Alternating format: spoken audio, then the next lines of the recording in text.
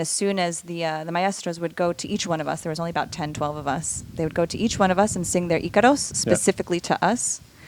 And as he was coming, they were coming onto my right side. I can hear them singing to everybody else. I immediately felt something happening within me. Be like, oh, okay, we're brewing here. Like, what is coming up?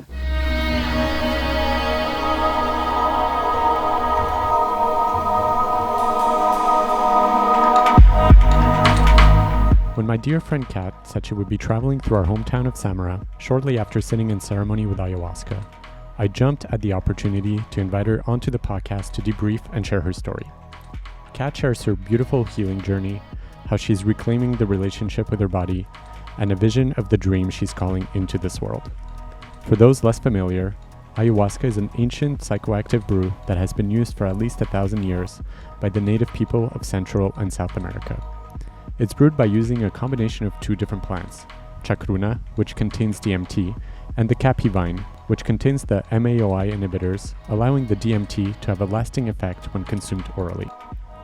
Ayahuasca is typically experienced in a ceremonial setting with a shaman to hold space and move the energy. While ayahuasca, or psychedelics in general, isn't for everyone, it can be a powerful tool on the spiritual journey that can help heal deeply stored trauma and allow us to establish a deeper connection with the divine. Before Davina and I sat in our first ceremony in November of 2020, we became fascinated with hearing other people's stories. There was something truly magical about them that made us believe that there is so much more to being human and where we come from. We have yet to share the entire thing, but I promise it's in the schedule for the podcast. As something that deeply resonates for me, I hope to make this into an ongoing series that will be part of the Journey podcast. I hope you enjoyed this first Ayahuasca story with Cat Caro.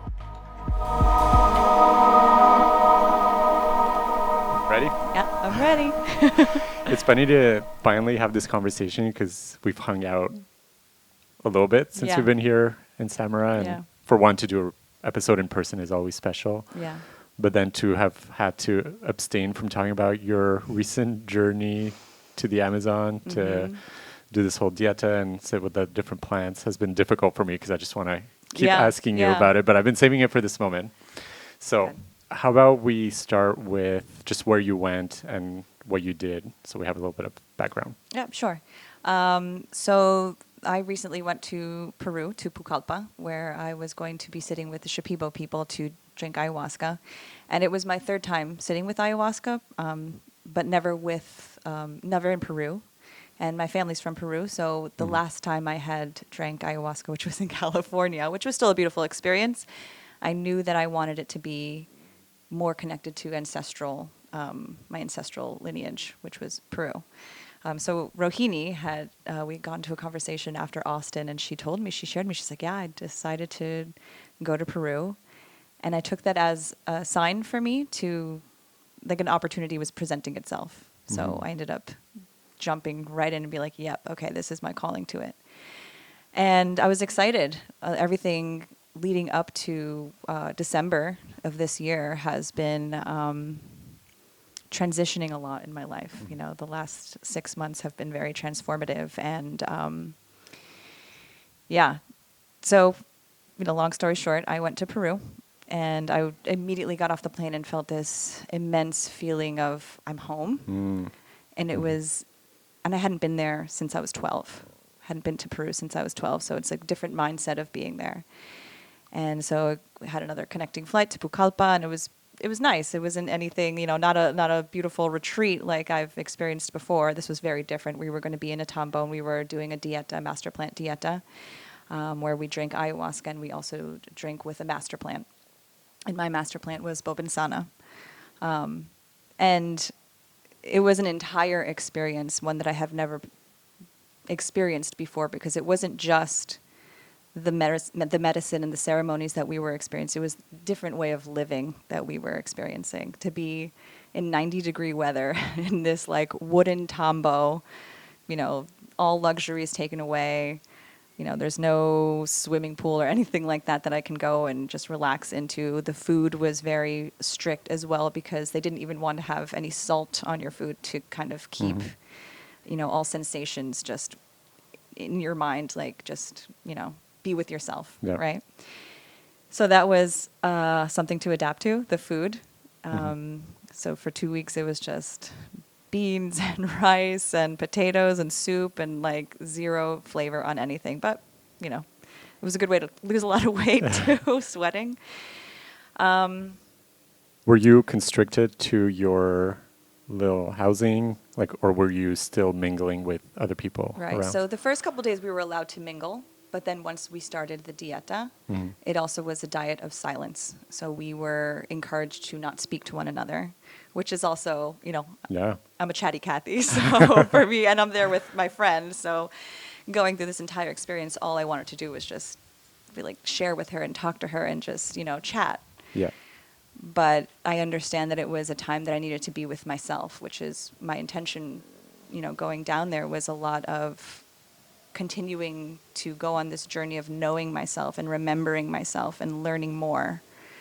And that's what it was. And it was hard a lot of the times. I remember just being bored and having so much resistance and just wanting to like sit there and be like, I don't want to do this. Like, Yeah. I don't want to do this. I'm sweating. I couldn't sleep at night. It was an intense situation for me to be able to not be comfortable, because I find that being comfortable in my own body is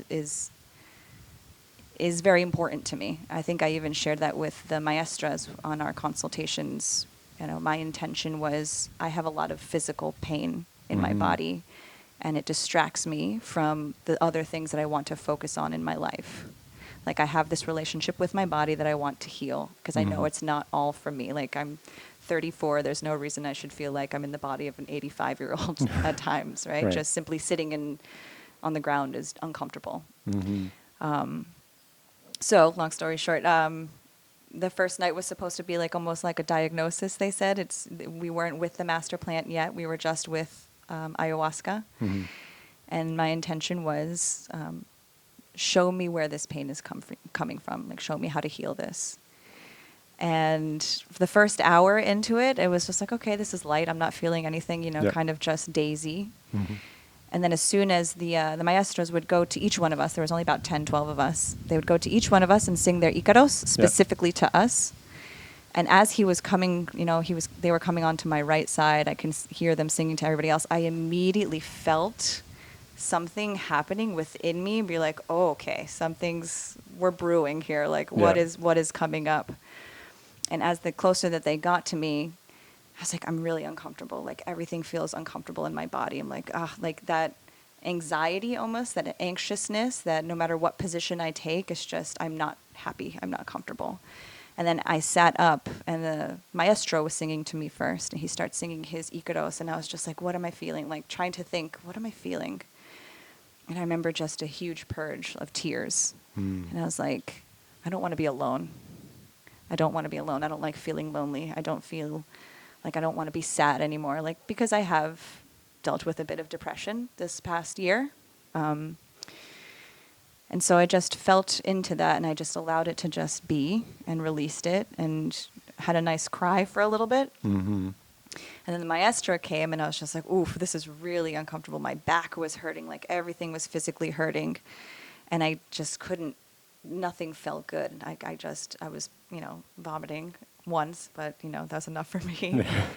And then I was lying down, and then I started to feel like all these emotions rush to me that it almost felt, for lack of a better word, psychotic. I felt that I was in this mental state that I was never going to escape, that it felt, I felt jealousy, I felt rage, I felt discomfort, insecurities, every negative feeling that I feel every female can have in her body, whether it's towards herself or a partner, for example. And I kept asking, like, where is this coming from? Where is this coming from? And I remember visualizing all the women in my life, my mother, my grandmother, my sister, my aunts, women that I have never seen before in my life, and knowing immediately that this was emotion that they had not been able to express or been able to really share with anybody else, and had to burden on themselves, and it was falling into my body, into my life, into my generation. And I was just hysterical crying, like I couldn't bear it. It was very overwhelming, the feeling. Yeah. And I remember just laying down and saying, "You're safe, you're protected, you're safe, you're protected." And then just saying, like, "This is not mine. This is not my pain. Mm-hmm. I do not want this. This is not mine. This is not mine." I just kept replaying it and replaying it in my head. So that was maybe, I don't even know, 45 minutes to an hour, it felt like, of that discomfort. And while I thought it was done, I heard the maestros doing their Icaros again and again, that feeling of like, oh God, what are they singing to now? Like my body immediately was back up, like sitting in another position, like wanting more to happen. So I was just kind of sitting in a position where I could be like, okay, I can stand strong in this. What else is it that you need to show me? And I remember asking, like, why is it that I cannot trust in love? What is it?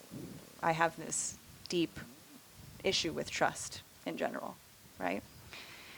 And this is crazy. Like, I say this out loud sometimes to other people. I'm like, is this real? But it felt so very real and so, you know, just accurate for what I was feeling. But I remember visualizing myself in Peru, in Machu Picchu. Mm-hmm.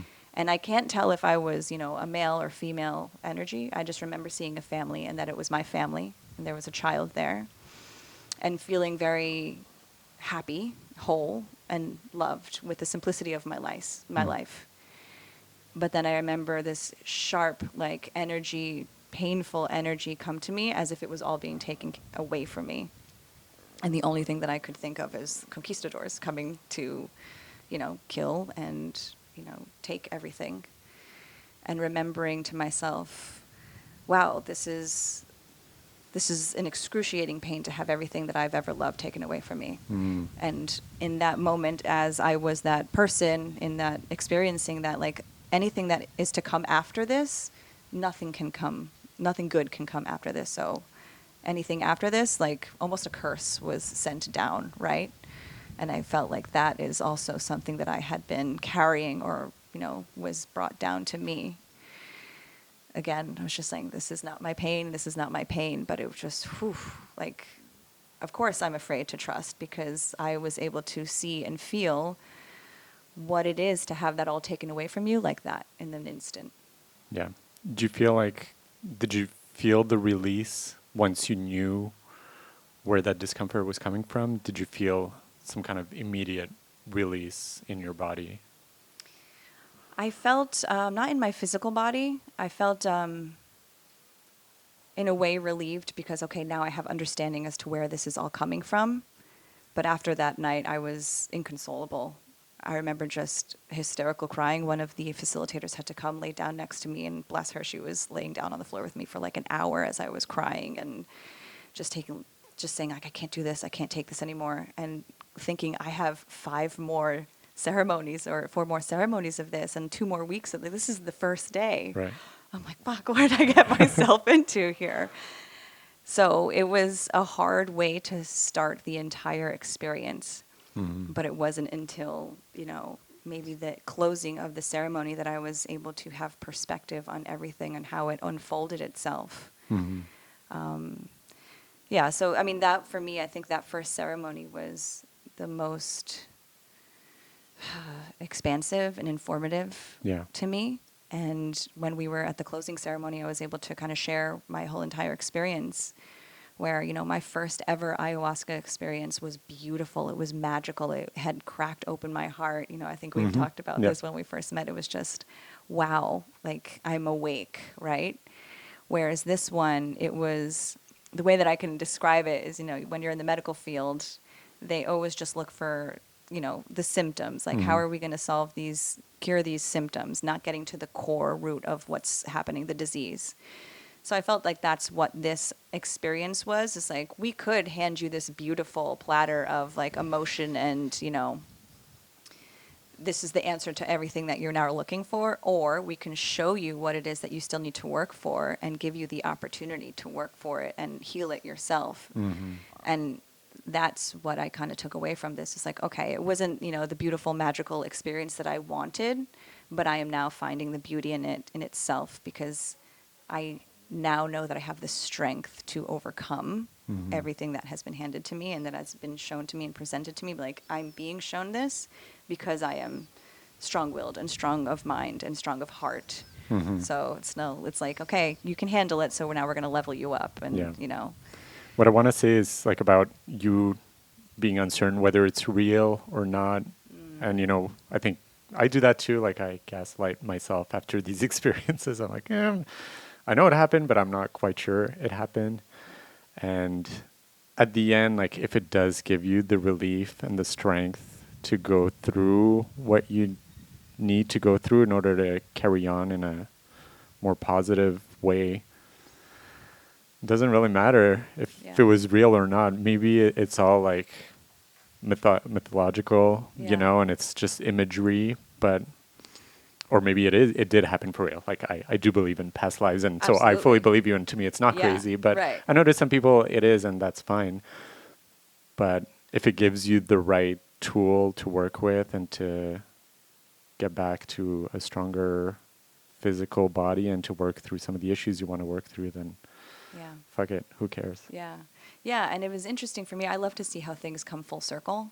Yeah. So the master plant that I was dieting with was bobinsana, which emotionally it's supposed to help, with relationship forgiveness, which I was coming out of a relationship, and just a big heart opening plant, right? And the 2 weeks that I was there, I was like, I guess me and bobinsana did not connect because I did not feel these things. Mm-hmm. And it wasn't until coming to Costa Rica when I was down in Uvita, and I was part of this beautiful women's embodiment 3-day thing that we had done, where it was just us 5 women. And there was a night that we had, done kind of like a meditation and rituals, and we were just dancing, ecstatic dancing, just us 5 women on Steph's pool deck. And I was thinking to myself, how cool would it be if we just started making it rain right now? And it literally started pouring on us, and we were all so giddy, hysterical, laughing. Our casual witchcraft, we would call it, just some casual witchcraft. We just made it rain out of nowhere. But to believe in that, to really sit in that and be like, yeah, we can control that. We do have the ability, not control it, but to be able to call that in, to not, just like you said, gaslight your experiences and believe in the magic that we are able to create these things. And it was at that moment I felt very free. I felt very open and felt very comfortable with my body to just we were dancing naked, all of us. And I was just the happiest that I had felt all year.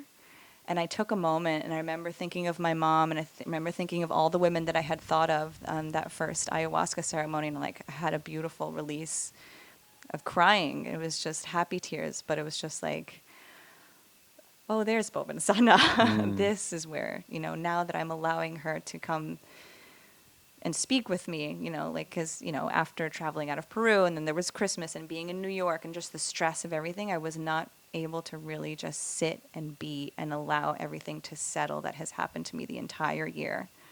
And to finally have that opportunity to really be with myself and feel into what my body wanted to feel, and be showered on, I don't know, it was just a really beautiful, magical experience that me and Rohini just looked at each other, and I'm hysterically laughing, and she's hysterically laughing, and she hugs me, and then I'm hysterically crying. And then I have to start laughing again because of the ridiculousness of the whole situation. I'm like, wow, this is our life. Look at this. I know Rohini's, life has been transitioning in such ways too, and she's been such an incredible friend, but I'm like, look at what we have created with our lives. Look at where we are. Look at, we're dancing on this mountain, looking at the ocean with the sunset, and now we're making it rain with women that I love who are empowering, and that I am free to be in my own body and not feel like, oh, am I skinny or do I look better than her? Who gives a shit? I'm just here with incredible women, and I'm completely free. I am a sovereign being because of this. I decide what I want to do with my life and how I want to be in my own body. That was the biggest takeaway, to have this new perspective on my body more than anything. Yeah.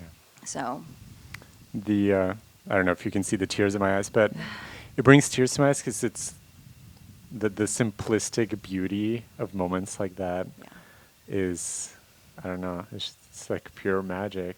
In those moments, you need nothing else. Nothing else matters. No. You're just in your body, moving it however it wants to move, Yeah. while admiring like the scenery around you. Like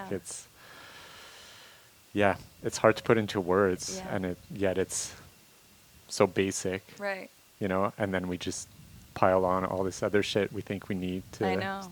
we need in our lives or we need to accomplish, but Right. really Yeah. all we want is that. But then at the same time, like if you dance naked to the sunset, 24/7, it might get old also. It's like champagne. You're not going to drink champagne every single day because it'll lose its, Yeah. luster. But yeah, I mean, I'm finding that I'm having more moments like that. It may not always Yeah. look like dancing in the rain, but I'm happy to have the awareness that I can step back and like even just coming here and sitting down and be like, wow, look at what I'm looking at right now. What a Yeah. beautiful life, Yeah. I walked away from so much Yeah. and it was difficult, but Yeah. it's all unfolding so beautifully for me. And it's just, I get to sit in that and have the time where I get to be by myself and like sit in everything. Yeah.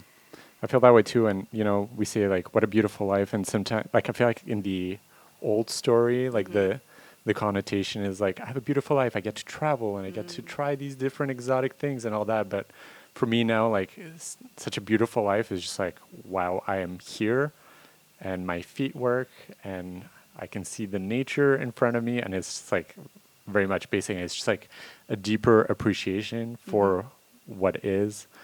And that's the definition of a beautiful life now. Yeah. Yeah, absolutely. Yeah, just even these past couple weeks packing for this trip that I don't know where I'm going to be the next couple. I mean, I have a little bit of it planned, but I honestly don't know what to bring with me because I don't know what weather is going to be like anywhere. And feeling like, ugh, I just wish I'm wearing the same shorts the last like 3 weeks, the same t-shirt. I'm in a bikini all the time. Like, why did I even pack underwear? But it's just, I'm so happy with just the little that I have and need. I don't need much. And I think that's what I've been enjoying about this next phase of traveling is that I love the simplicity, the minimalism of how my life is,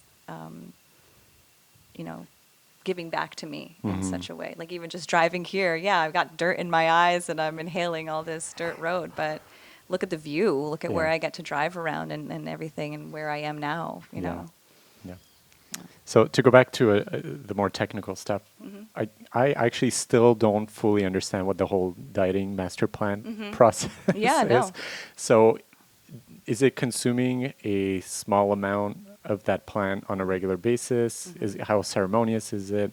Just talk me through it so I finally have a Sure. clear picture Yeah. of what it is. Yeah, of course. So we do the consultation with the maestro and the master, kind of speak to them as to what it is our intention for the entire 2 weeks that we are there. And we did 5 ceremonies of ayahuasca. They were every other day, some like 2 days in between. But in those days, those 10 days that you would be drinking your own plant. So every morning we woke up and we had to drink maybe like a shot glass amount of our plant. And that was before we drank water, before we ate anything. They wanted that to be the only thing in our system. And the reason you do it in the morning, again, so you don't have anything else to be digesting and to distract from the plant trying to connect with you. And that's also the reason why you have such a bland diet. Everything else, like the least amount of stimulation. I had turned my phone off. I didn't want any, connection to anything else. I really wanted to do this. And it was tough. It was torturous. I'm just like, I need something to do because there's only so many books I can read, so much journaling. I mean, I even tried to draw, but at the same time, I'm sweating in every crevice that I can think of that it's just uncomfortable. And I'm, even if you want to take a nap, I can't. It's just too hot. So you dye it with your plant, and then when you have, it's almost like a water bottle size of the plant. And some of them, I guess, tasted good, but mine did not taste good. So I'm like, damn, I can't get anything with like at least a flavor here. And then, so we have the ceremonies, and the ayahuasca wasn't the main event. It was our master plant, and so everybody was trying to connect with their plant. Like, what is it that your plant wants you to do? Trying to really listen to, the quietness, being still. What is it that wants to come out? And usually creativity is the best way to harness those, the clarity of what it is, those messages that are coming to you. I felt more creative for sure. I'm not an artist, but I love to just doodle and draw things. And every time I was drawing something, I could see the process and be like, oh, this looks stupid. I was like, no, it doesn't have to. It's like, it's Yeah. is whatever you want it to be. You're not an artist, you know, but you can create whatever you want, you know? So. So obviously you don't go into like a psychedelic state, otherwise you'd be walking around the place, 24/7. Right. a little No, bit out of it. Bobensana, or the master plant didn't give you, at least it by itself, didn't give you any kind of a psychedelic sensation. But when it was with the ayahuasca, that is pretty much what you are working with. Ayahuasca is just the connector. And that's how I understood it, is that the ayahuasca is there to help you connect with your plant. So there was one night, it was a very difficult night for a lot of people. I remember this one gentleman who's really nice, from Germany, ended up taking like a big glass of ayahuasca, and it was a very difficult night. And what we had learned the next day is that to be very careful with how much you drink. You don't need a lot. You know, the plant knows how much it's already working. You don't need to have a big dose to have any kind of an experience. And to also be careful with how much you drink, because the maestra and the maestra are also, dealing with that energy, that amount that you have, you drank. So kind of use discernment in how much you are taking. And then I think the next day everybody took like very little. But, yeah. Yeah, I often struggle with like that mindset of like you need to go for a heroic dose. You need to drink a lot in order to like prove something. But this is a good reminder that that's not always the case. Right. Yeah. And it's not a pleasant thing to drink, but at the Right. same time, I feel like I had that thought in mind. It's like, I don't need a lot, because I've had experiences where I've drank a lot and nothing happened. I didn't feel anything. I maybe purged a little bit, but it was nothing. Yeah. And where I've drank very little, and just like the first ceremony, I had a very small amount, and I had one of the most powerful Yeah. ceremonies I've ever been in. So Yeah. This speaks to me because I'm about to embark on a journey of more psychedelics in my life after my first experience a year and a half ago almost. And one of the things that I'm wrestling with at this stage is like how much, and like not how much am I going to drink, but like I feel like a part of me that's challenging me to go for like those bigger doses, and that's telling me that, sorry for the wrong word, but you're a pussy for not drinking 2 cups or like inhaling all of the buffo or whatever. But yeah, I feel like that's a part of me that needs to be canceled, and that's not ego. talking to it's ego. It's like ego. it's like the spiritual ego that's like prove yourself as a real man because by drinking a lot, or doing a huge amount of psychedelics. But yeah, I just need to remind myself that that's not always the case. Yeah, that's interesting that you say that, because I always like to think, I don't know, I don't like to say think. I think I know that medicine's always going to know my heart, my intention, and my motive with everything, right? So if I'm going to go into it, be like, okay, I'm ready for like a big, a big message or a big ceremony, a big experience, like I'm going to take a big cup. It's going to like, almost be careful what you wish for kind of a thing. I feel like it really depends on how I'm going into the situation, to just go in with like, okay, patience, allow me to see whatever it is that I need to be to be shown. And I always ask for gentleness, because I've had too many experiences where I'm like, oh crap, this is intense. But I feel if your heart is with the right intention, it doesn't really matter, how much or how little you drink. Yeah. I think it's going to reveal to you whatever it needs to reveal with you. And it may not even be during the ceremony. I love the example that it's just everything came to me 3 weeks later, dancing in the rain, naked. So you never know, Do you know why Bobensana was chosen for you? I mean, there were physical benefits to it. Again, I was having a lot of physical back pain and, skeletal problems. But I think what the maestra saw, because they ask you like, oh, do you have any preference on what plant you want? I'm like, not really. I thought of maybe Bobensana or Marusa. And then the maestra was like, no, Bobensana. And they're like, okay, it's Bobensana. She said it. And I was just like, shit, what did she see? Yeah.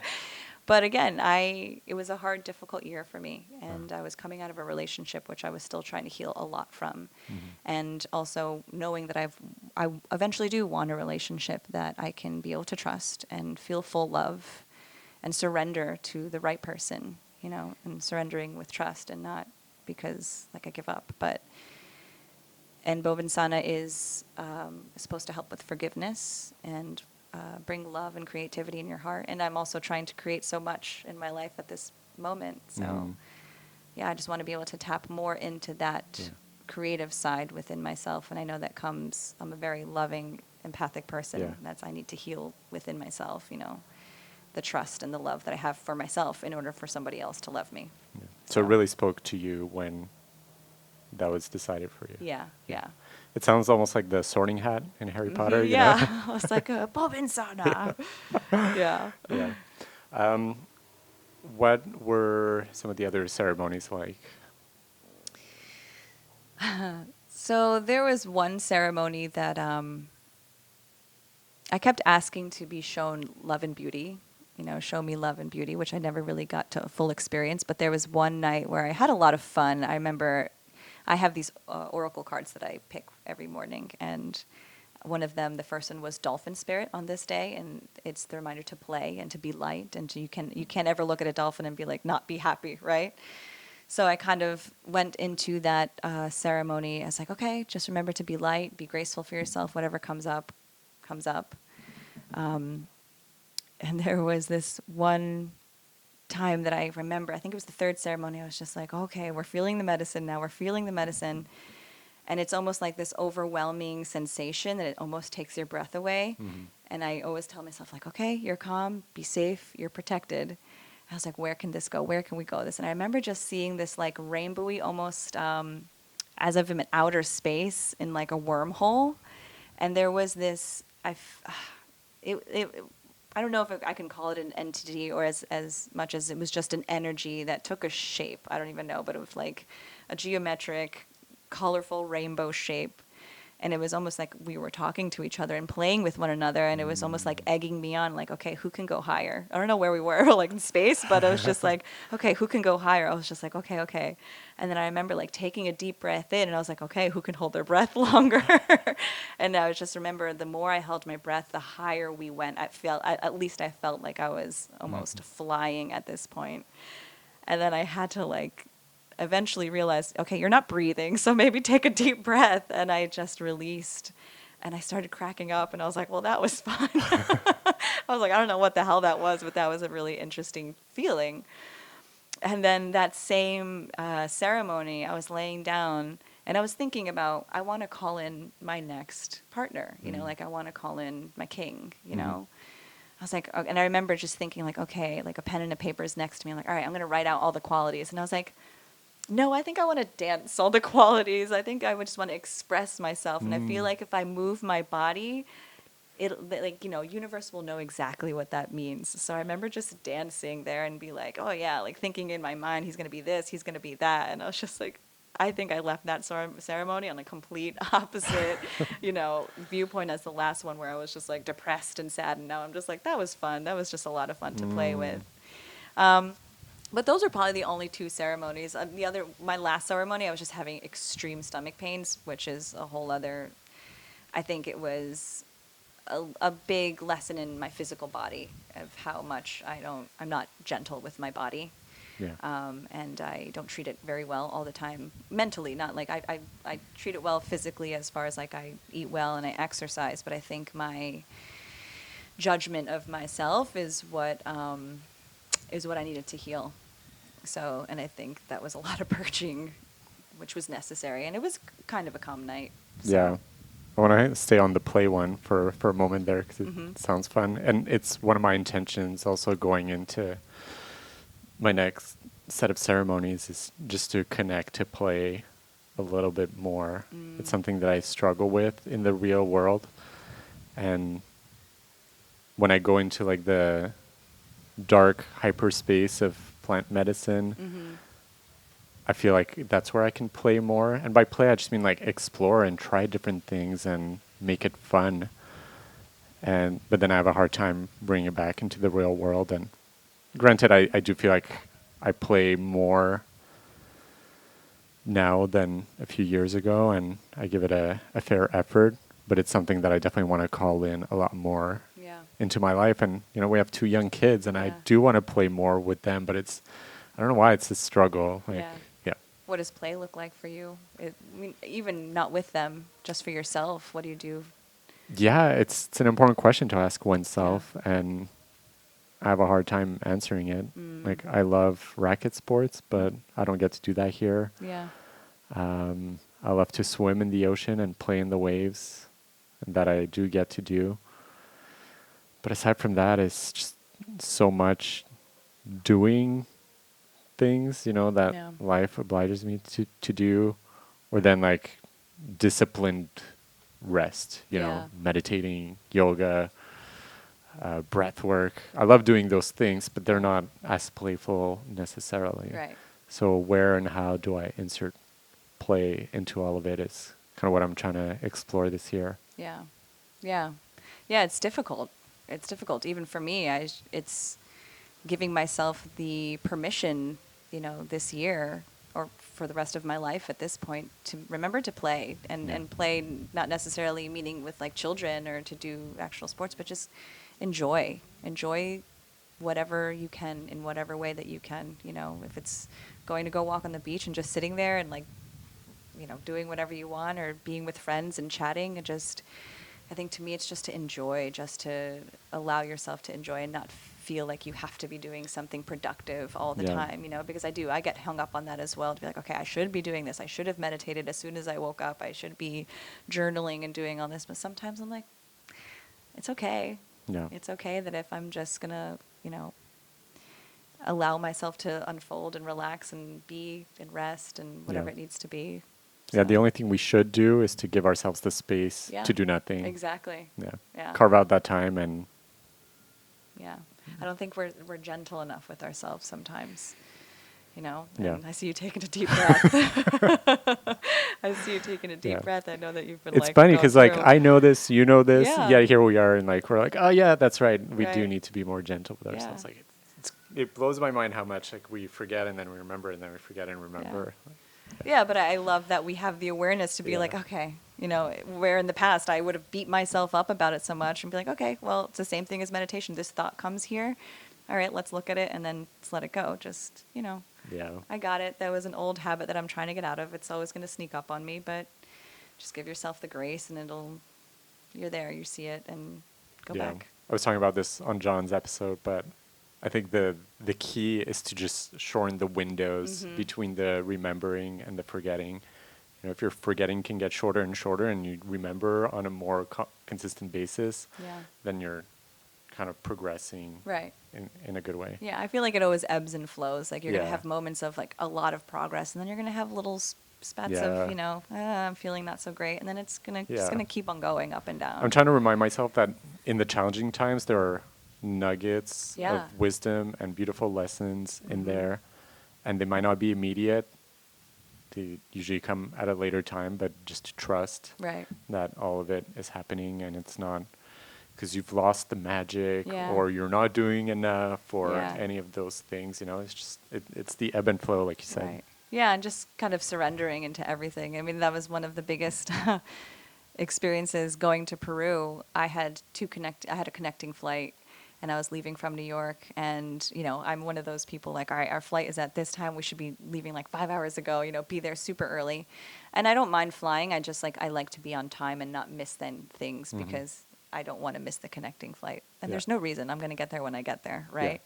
But I remember, I think I had put a message up in the Fit for Service app community board.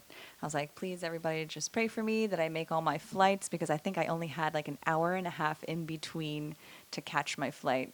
So, and then I was at the airport. My flight was supposed to take off at like 10:30, and we didn't take off until like midnight. So I was clearly going to miss my next flight. And at that point, I was just like, all right, well, now I don't have to rush off of a plane to go catch another plane and check in. And I actually had the opportunity to sit in the airport and journal and really get grounded and think about what I was about to step into and calmly like step onto the next plane, and I still got to where I needed to get to. Yeah. So now just kind of whenever I'm traveling anywhere, I'm like, I don't need to rush. I'm going to get to wherever I need to get to Yeah. when I'm going to get there. Mm. So it's also, I enjoyed that whole process, and to be able to look at it. And I ended up having like a beautiful conversation with somebody while I was waiting for my flight that was like 2 hours delayed. I was like, I would not have had this conversation if I were on a plane right now. So to be able to look, like you said, look at those moments and get the little nuggets that we can get out of them is just super. I'm grateful that I can have that perspective on everything as well too. Yeah, for sure. Yeah. I know it hasn't been a ton of time since that trip, but are there areas of yourself that you've noticed a significant shift? And I know integration takes a long time. For me, it's been a whole year, rediscovering different things. But there's also sometimes things that happen in the immediate afterwards.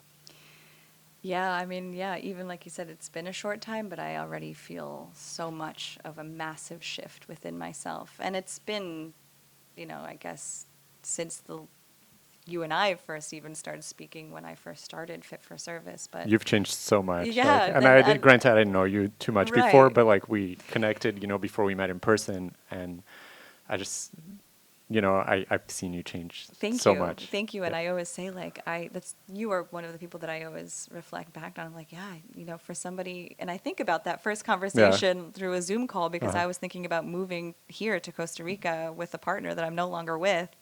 And I was very shy and I was very closed and very unsure of what I wanted, and then, this whole month has just been an unraveling to who I really am and stepping into myself. And I guess this last couple weeks since I started traveling has been a beautiful, I don't know, in awareness of what I'm capable of and allowing myself to, I don't know, just enjoy my life. I've been constantly living my entire life by somebody else's standards, always thinking of like what I have to do and what I need to do instead of what I want to do. And that is what I'm allowing myself at this point to be like, everything that I am going to decide on the next step is going to be what I want to do. So I'm going to listen to my body. That's what I'm trying to integrate now. I'm trying to heal the relationship that I have with myself, because I know once that I heal that, everything else will fall into place, right? So, and I think my biggest thing around sex, around self-image, is healing that within myself first before I can help others with that. So yeah, this whole relationship that I have with my body, like hanging out with this person or going here, I'm like, all right, let me sit in it. Does it feel good? I'm like, yeah, it feels good. Just the last couple of days hanging out with this person that I met a week ago, and I was like, this feels amazing. This is like, and it's not by accident, right? This person is being presented to me for a reason, and I'm here in this place for a reason. And I think to answer your question, what I've been realizing is that I'm getting more clear on my intuition and getting more clear on being able to listen to myself and use discernment with everything. And it's a relationship that I've not had in my entire life, actually, and it's paying off. It's been showing me a lot of beautiful things while I am able to just really sit and listen to even how I want to speak with someone or what I want to say, being able to like take a couple seconds, say it in my mind. I'm like, okay, is this going to be good or bad, or is this going to add to the conversation, or and it's just nice to have that awareness of myself, I think, to be able to constructively think of what I want to do, like my next step, like taking each moment by moment by moment. And I don't know, it's just unfolding beautifully, and I'm enjoying it. It's been only a couple weeks, but that's such a simple thing to get out of that ceremony, but super powerful. And the more you carry it forward, the more it sticks also. Yeah, and then even my relationships with, my family. I don't know. It's been this new perspective, the chaos that's going on in this world, to be able to speak to my parents about everything that I'm going through. Yes, they're my parents, but I'm also like, oof, you're safe for me to speak to, and I've never had that safety before. And I know that I built that safety for them as well, for them to be able to come to me and speak to me. So it's a beautiful mutual relationship, I guess, You were saying like you know what you want to do. Is there something specific you want to birth into this world? Do you have a dream that you want to So share? many. Yeah, I was speaking about this the other day, and like I love to kind of go like a big rant about it, but Sorry, I just want to say I know I'm putting you on the no. spot, but I believe in the power of speaking our dreams. I feel like we're conditioned to hold on to them in case they don't work out. And I've posted about my dreams, not my nighttime dreams, but like the things that I dream of. And for me, it just gives me more, like it becomes more real in Yeah. those moments. So I hope you don't mind me putting No, you on not the at all. spot. I agree 100%. Okay. Thank you. But yeah, I've been more excited to speak about them because of that. The more I speak about it, like, yeah, I'm stepping into this. I'm speaking about it as if it's already happened, right? Mhm. But as I was explaining to your wife earlier, that I was raised with parents who never taught me about sex, about my body, about anything. And I now see as an adult that that is what I want to heal the most, but I also want to offer the most.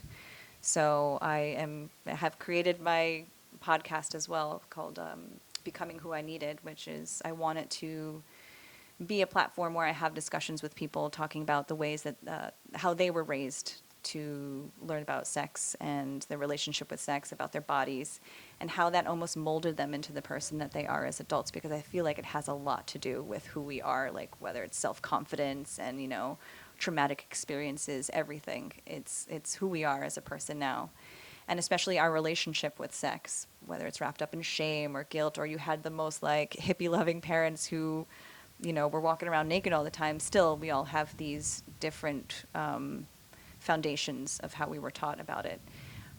And now learning that our body, just like I'm learning to be more connected with mine, our body and our relationship with sex, it's so important. It's you know, sex is almost our life energy. It's like our source life energy, and it can be very powerful and can create a lot of beautiful things if done with the right person and the right intention, or just by yourself. So wanting to create this new story for people that have better relationships with their body first, especially young women, young girls, because I didn't have that myself, and I want to try and create something that educates properly, and not abstinence. I don't want to tell you, like, don't have sex until you're married. No. I want to teach you about your body and what feels good for you first, and to be able to be comfortable in your own body, to know how to use discernment if you were to get into a relationship with somebody, to do it for the right reasons, and how beautiful sex can be and that relationship can be if it's done properly with both parties having the confidence and, you know, the strength within themselves to bring, you know, the two together, you know, Yeah. and having value for yourself, because I think that's a big thing that I was never taught when I was younger, is having self-value, self-worth. And I carry that as an adult, you know, and I'm still learning how to have confidence in myself and have value with myself. Yeah, I feel like we've barely scratched the surface as Barely, a society or, you know, species yeah. on how to have a healthy relationship Right. around sex. Right. Yeah, and so I decided not too long ago to join the Layla Martin coaching program. Right. She has the Vita Sex, Love, and Relationships, which I just started, and I think with this it will open, I don't even know if open doors, but at least just make me feel like, okay, I have something to offer that's solid. You know, like I have the beautiful dream that I want to offer this, but like what, you know, physical, or not physical, but like what concrete, you know, material can I offer to people that I know will really help them, whether it's relationships, couples, or just the individuals. A lot of it is dealing with sexual trauma, which I want to help a lot with. So yeah, and you know, the big picture is creating, you know, having my podcast is something that I want to do, but also having this, I dream of like having retreats that I can have couples kind of like rekindle that feeling between them. And because, you know, Yeah. life happens and things happen, and we kind of lose that within ourselves. And I don't know, Yeah. but I go shared ahead. that dream with you. I mean, Yeah. I've been you know, in a very committed relationship for 15 years with its sets of challenges, but ultimately I think we've grown together so much, and I see the beauty of having a committed relationship that's based in honesty and trust and growth and vulnerability. And yeah, I want that for everyone. So Yeah. I share that dream with you. Yeah. And I think it's just another way of communicating Yeah. with the person that we love, that we sometimes forget how to communicate and ask for what we want or ask for what we need in the moment, and being able to feel safe to speak about those things with one another. So I'm excited. I'm excited to create, and there's a lot of things that I want to do with it. But another kind of under the same umbrella with the sexual trauma, like I feel very deeply into trying to, I wouldn't say solve, but do my part in any way that I can to kind of heal this whole sex trafficking, terribleness that's happening in this world, especially living in San Diego, being very close to the border. There was a lot of cases of it. Just thinking of children and how would I be able to, once they are, rescued and brought out of those situations, they're sometimes forgotten and just kind of sent away. And, there's energy, there's trauma there that's going to be with them for the rest of their lives. So I want to be able to provide a kind of a program or some kind of care for them to be able to, whether it's breath work and meditation and, creativeness, to be able to help heal them from those things and reconnect again with their body, because I can only imagine the trauma that would do to a physical body, that you would leave your body and abandon it, which is, of course, understandable. Yeah. Yeah. So.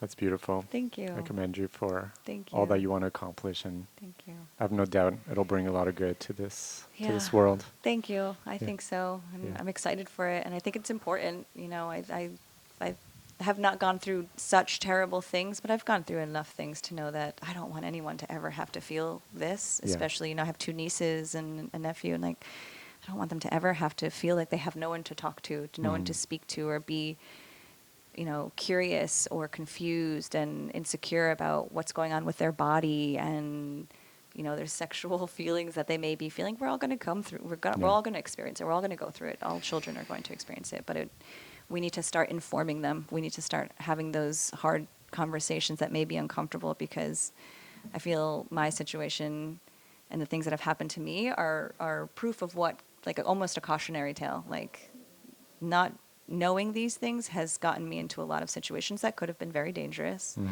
Thankfully, they weren't.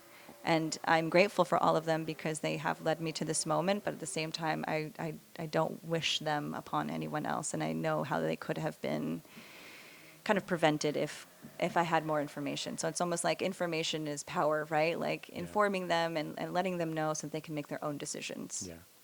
We were talking about this earlier, but what a beautiful time that we live in, that, you and I are having this conversation, and you're going to do all this work with all these people. Like, all this stuff was like, maybe not completely non-existent, but at best it was taboo, like 20, 30 years ago when we were growing up. So I'm grateful to live in a time where, we're one of like probably tens of thousands of conversations taking place today on difficult topics that we all need to work through. Yeah, but they're starting to happen more and more. There's a question I love to ask all of my guests on the podcast. You might have heard it at this point. What is spirituality to you?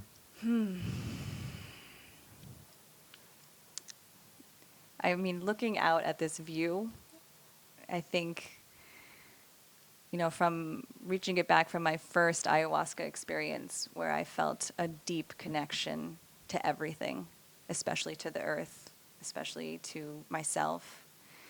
So I think now spirituality, now that I'm not, I separate it from religion. I think they're 2 very different things in my opinion. But I think the spirituality is the awareness that we are connected to absolutely everyone and everything, and living in a way that honors that connection.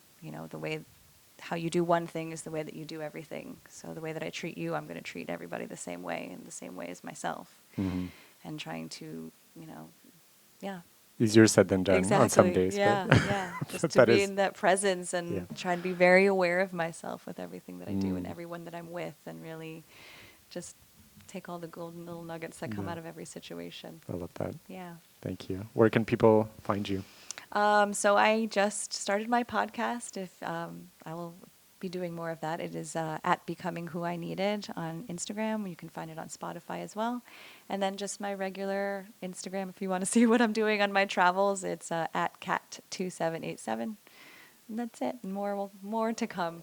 Beautiful. Thank you so much for joining me. I love you. I love you so much. Thank you for all your reflections. Thank you.